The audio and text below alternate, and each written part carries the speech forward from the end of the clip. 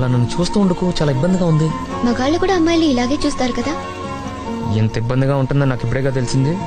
Please వెళ్ళు. Napkin ఇచ్చేసి వెళ్తాను. అక్కడ పెట్టేసి వెళ్ళు, నేను తీసుకుంటా కదా. పర్లేదు. అయిపోయిందిగా, ఇక వెళ్ళు. పువ్వెందుకు ఇచ్చావు చెప్పు, ఎందుకు ఇచ్చావు? బుద్ధి లేక ఏదో బాగుందన్నావు, ఇస్తే హ్యాపీగా ఫీల్ అవుతాను ఇచ్చాను. సరే ఇప్పుడు ఇవ్వనులే.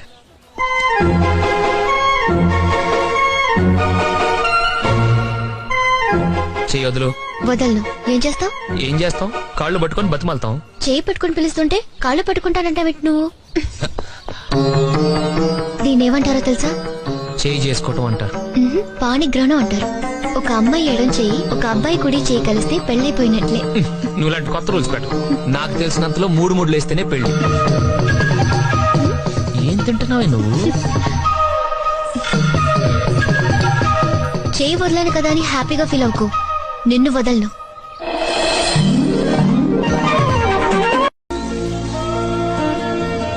నువ్వు అలా నన్ను చూస్తూ ఉండకు, చాలా ఇబ్బందిగా ఉంది. మగాళ్ళు కూడా అమ్మాయిలు ఇలాగే చూస్తారు కదా.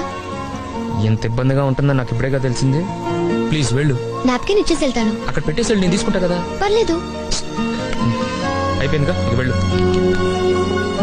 పువ్వెందుకు ఇచ్చావు చెప్పు, ఎందుకు ఇచ్చావు?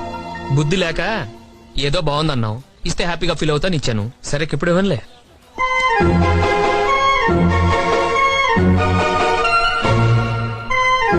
చెయ్యొద్దులు.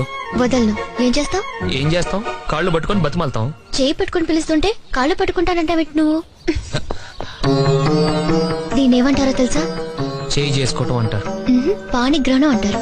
ఒక అమ్మాయి ఎడం చెయ్యి, ఒక అబ్బాయి కుడి చేయి కలిస్తే పెళ్ళైపోయినట్లే. నువ్వు లాంటి కొత్త రూల్స్ పెట్టు. నాకు తెలిసినంతలో 3 లేస్తేనే పెళ్లి. ఏం తింటున్నావే నువ్వు?